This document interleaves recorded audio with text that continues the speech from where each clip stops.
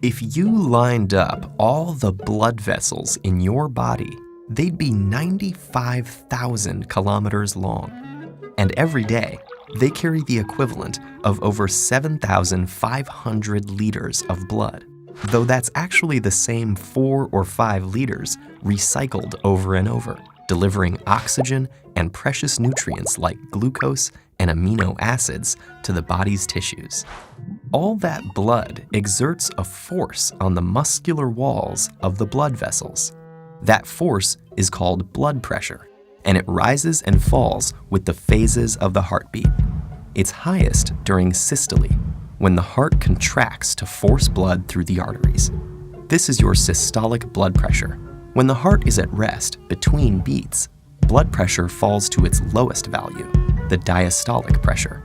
A typical healthy individual produces a systolic pressure between 90 and 120 millimeters of mercury, and diastolic pressure between 60 and 80. Taken together, a normal reading is a bit less than 120/80. The blood traverses the landscape of the body through the pipes of the circulatory system. In any plumbing system, several things can increase the force on the walls of the pipes: the properties of the fluid, extra fluid, or narrower pipes. So if the blood thickens, a higher pressure is needed to push it, so the heart will pump harder. A high salt diet will lead to a similar result. The salt promotes water retention, and the extra fluid increases the blood volume and blood pressure. And stress, like the fight or flight response, releases hormones like epinephrine and norepinephrine that constrict key vessels, increasing the resistance to flow and raising the pressure upstream. Blood vessels can usually handle these fluctuations easily. Elastic fibers embedded in their walls make them resilient. But if your blood pressure regularly rises above about 140/90, what we call hypertension, and stays there, it can cause serious problems. That's because the extra strain on the arterial wall can produce small tears. When the injured tissue swells up, substances that respond to the inflammation, like white blood cells, collect around the tears. Fat and cholesterol floating in the blood latch on too, eventually building up to form a plaque that stiffens and thickens the inner arterial wall. This condition is called atherosclerosis, and it can have dangerous consequences. If the plaque ruptures, a blood clot forms on top of the tear, clogging the already narrowed pipe.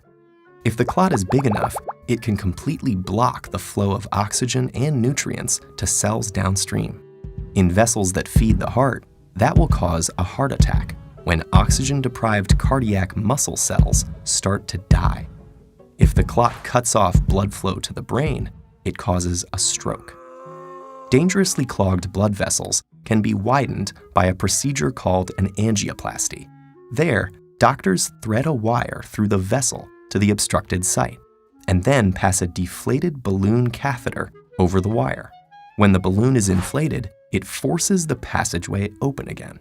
Sometimes a rigid tube called a stent is placed in the vessel to help hold it open, letting the blood flow freely to replenish the oxygen-starved cells downstream. Staying flexible under pressure is a tough job for arteries. The fluid they pump is composed of substances that can get sticky and clog them. And your typical healthy heart beats about 70 times a minute, and at least 2.5 billion times during an average lifetime. That may sound like an insurmountable amount of pressure, but don't worry, your arteries are well suited for the challenge.